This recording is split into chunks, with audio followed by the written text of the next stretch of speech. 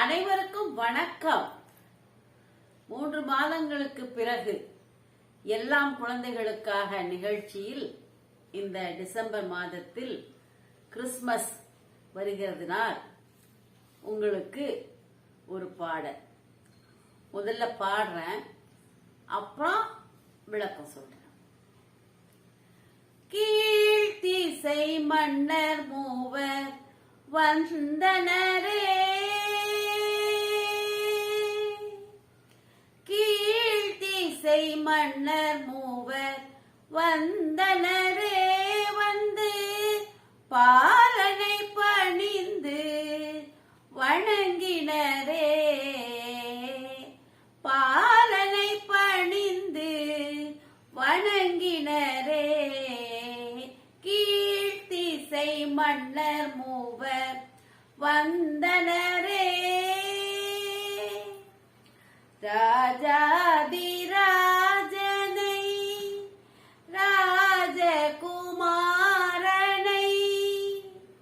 ராஜாதிராஜனை ராஜகுமாரனை, ராஜாதிராஜனை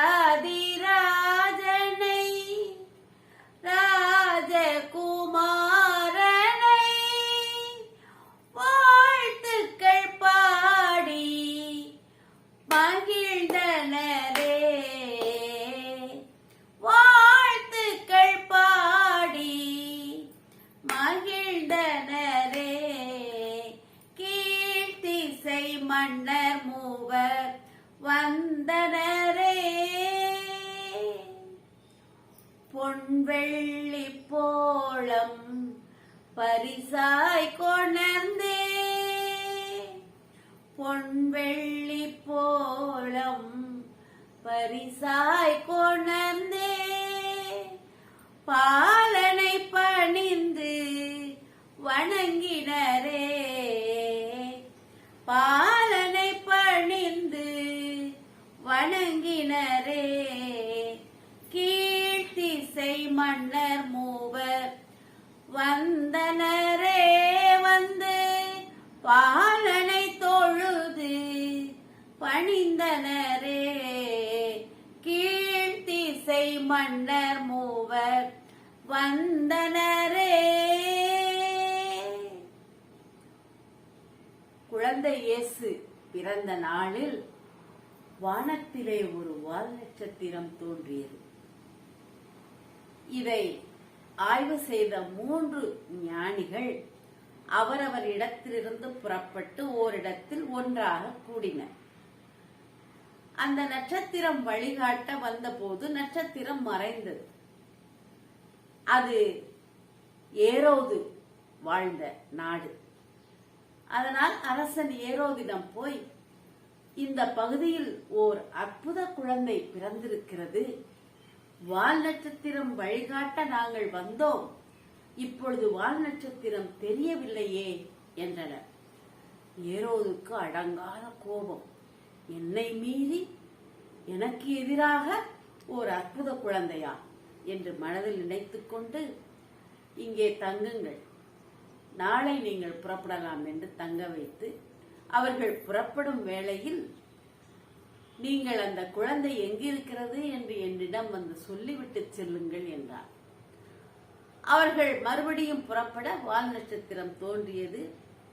பெத்தலையில் அந்த மாட்டு தொழுவத்தில் எளிமையாய் ஏழையாய் மனுக்குலமாய் பிறந்திருந்தார்.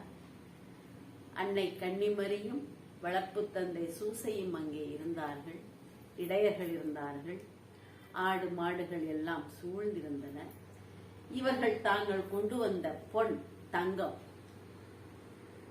வெள்ளி, போளம், சாம்பிராணி இவற்றை வைத்து வணங்கி குழந்தையை வாழ்த்தி பாடி திரும்பும் பொழுது அவர்களுக்கு ஒரு அசிரீர், நீங்கள் ஏரோதிடம் செல்ல வேண்டாம், அவன் குழந்தையை கொல்வதற்கு காத்திருக்கிறான், வேறு வழியாக செல்லுங்கள் என சொல்ல அவர்கள் புறப்பட்டு போய்விட்டார்கள். சூசைக்கு அன்று ஒரு இதே எதிரொலி வந்தது. அவரும் குழந்தையை எடுத்துக்கொண்டு எருசலேமுக்கு போய்விட்டார். ஏரோது 3 ஞானிகள் வராததினால் கோபம் கொண்டு அந்த பகுதியில் இருந்த 2 வயதுக்குட்பட்ட ஆண் குழந்தைகளை எல்லாம் கொல்லச் சொல்லி அந்த பகுதியெல்லாம் தாய்மார்களின் குடும்பங்களின் அழுகையாக இருந்தது. இந்த கதையைத்தான் உங்களுக்கு நான் சொல்ல வேண்டும் என்று, இந்த வரலாற்றை சொல்ல வேண்டும் என்று நினைத்தேன். உங்களுக்கு பிடித்திருக்கும். நீங்கள் இந்த கிறிஸ்துமஸ் விழாவை உங்களிடம் உள்ள பொருள்களை மற்றவர்களுக்கு கொடுத்து பகிர்ந்து மகிழுங்கள். ஏனென்றால் தமிழ்நாடு முழுவதும் மழையால் மிகவும் பாதிக்கப்பட்டிருக்கிறது. சிலரால் எதுவுமே செய்ய முடியாது, வீடு இருந்த நிலையில், பொருள்களை இழந்த நிலையில் துயரமுற்று இருக்கிறார்கள்.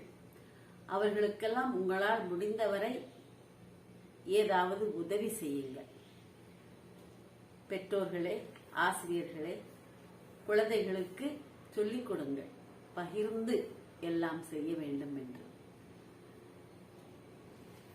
எல்லாம் குழந்தைகள் நிகழ்ச்சியில் எப்போதும் போல சப்ஸ்கிரைப் பண்ணுங்க, லைக் பண்ணுங்க, ஷேர் பண்ணுங்க, உங்களுடைய ஆதரவான கமெண்ட்டை கொடுங்க. எல்லாம் குழந்தைகள் நிகழ்ச்சியின் மூலமாக ஆதரவு தருகின்ற உங்கள் எல்லோருக்கும் என் நன்றியையும் வணக்கத்தையும் மீண்டும் சொல்லிக் கொள்கிறேன். நன்றி, வணக்கம்.